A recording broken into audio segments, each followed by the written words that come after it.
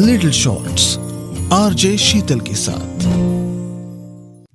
Hospital के कमरा number 55 के बाहर अपनी मम्मी के साथ बैठी स्काई ब्लू कलर के सलवार सूट में 21 साल की आरती थोड़ा घबराई हुई थी। वो होता है ना कि घबराहट में हम अपनी उंगलियां दबाने लगते हैं, तो ऐसे ही अपनी उंगलियां दबाते हुए सोच रही थी कि ऐसा कैसा बुखार हो गया कि हॉस्पिटल में एडमिट करना पड़ गया। बहुत तकलीफ हो रही होगी निर्मल जी को। 3 महीने पहले ही रिश्ता जुड़ा है आरती और निर्मल का।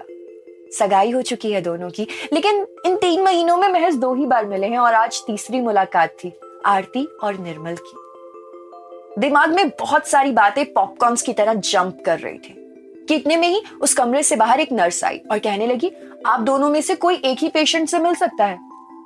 तो आरती की मां कहने लगी, जाओ आरती, तुम मिल लो निर्मल बेटा से। आरती अंदर गई तो उस कमरे के बेड पर निर्मल लेटा हुआ था और पहचानने में थोड़ा मुश्किल हो रहा था क्योंकि बहुत कमजोर लग रहा था। उस बेड के बगल में एक छोटा सा स्टूल पड़ा था, तो आरती उस स्टूल पर जाकर बैठ गई। कैसे हैं आप? ज्यादा खराब है तबीयत? तो निर्मल कहने लगा, तबीयत इस बार ज्यादा खराब हो गई। अच्छा लगा तुम आई, मैं तुमसे मिलना ही चाहता था। कुछ है जो तुम्हें बताना बहुत जरूरी है। कल ही डॉक्टर ने बताया मुझे, कहा कि तबीयत खराब होने की वजह से कमजोरी आ गई है बॉडी में बहुत ज्यादा। मतलब डॉक्टर श्योर नहीं है, ऐसा नहीं है कि ऐसा ही होगा, लेकिन डॉक्टर को थोड़ा डाउट है कि हो सकता है कि शादी के बाद मैं तुम्हें शादीशुदा जिंदगी का सुख ना दे पाऊं। पर ये डाउट भी तुमसे छिपाना नहीं चाहता था। तुम्हारे लिए जानना बहुत जरूरी है।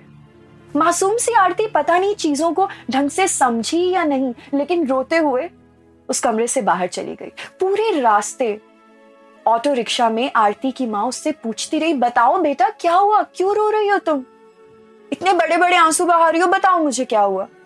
आरती कुछ नहीं बोली, लेकिन घर जाते ही अपनी माँ के गले लगकर जोर जोर से रोने लगी। माँ, मैं निर्मल जी से ही शादी करूंगी।